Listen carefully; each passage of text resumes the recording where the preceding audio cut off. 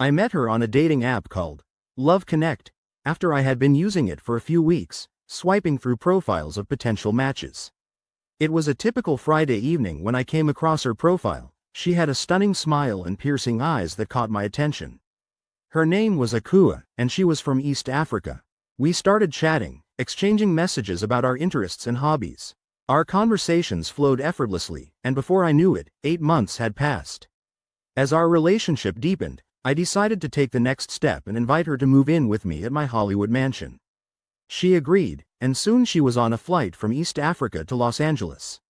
When she arrived, I was taken aback by her beauty. She was even more gorgeous in person. She loved wearing African traditional dresses, which really made me fall in love with her. Her style was unique, often adorning herself with beads around her neck and waist, and twisting her hair in intricate patterns. We spent our days exploring the city together, going on vacations to exotic places like Hawaii and New York. Life was good, and I felt like I had found my perfect match.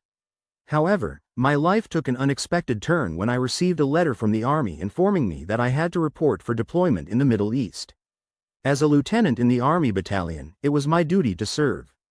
Before I left, I introduced Akua to my neighbor Josh, who was a flight captain. I thought it would be a good idea for her to have someone to talk to while I was away. Josh was a friendly guy, and I trusted him completely. Little did I know that this introduction would change everything. During my deployment, we kept in touch through phone calls and messages. However, as time went by, I started to suspect that something was amiss.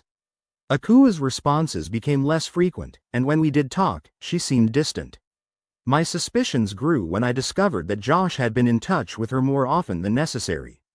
My instincts told me that something was wrong, but I pushed the thoughts aside, focusing on my duties in the Middle East.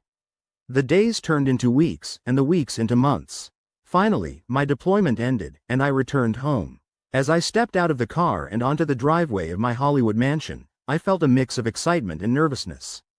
But as I approached the entrance, I realized that something was off. The door was unlocked. I stepped inside to find that Akua was nowhere to be found. It wasn't until I searched the entire house that I discovered the truth. She had packed her bags and left. She had run away to Texas with Josh, taking the keys to my mansion with her. I couldn't believe it. The girl I had fallen in love with had betrayed me. The memories of our time together now seemed like a lie. I stood outside my mansion, luggage in hand, feeling like a stranger in my own home. The realization hit me hard. I had lost not just my girlfriend but also my trust. As I looked around at the empty driveway and the silent house, I knew that my life would never be the same. The days that followed were tough. I struggled to come to terms with what had happened. People around me tried to offer their condolences, but nothing could ease the pain of being deceived by someone you loved. As I stood outside my mansion, trying to make sense of what had happened, I couldn't help but feel a burning desire to confront Josh about his role in Akua's betrayal. I decided to pay him a visit, hoping to get some answers. When I arrived at his place, I found him packing his bags. He seemed surprised to see me, but I could sense a hint of guilt in his eyes. "Hey, man, what's up?" he said, trying to sound casual. I wasn't having it. I demanded to know what had happened between him and Akua. He hesitated at first, but eventually, he confessed that they had started a relationship while I was away on deployment. The news hit me like a ton of bricks. I felt like I had been punched in the gut. As we talked, I discovered that they were planning a trip together to France for the holidays.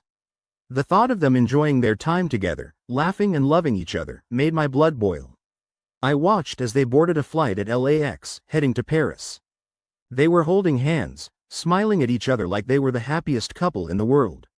It was a painful sight to behold. As I stood there, feeling helpless and heartbroken, I couldn't help but wonder how things had gone so wrong. The days turned into weeks, and the weeks into months.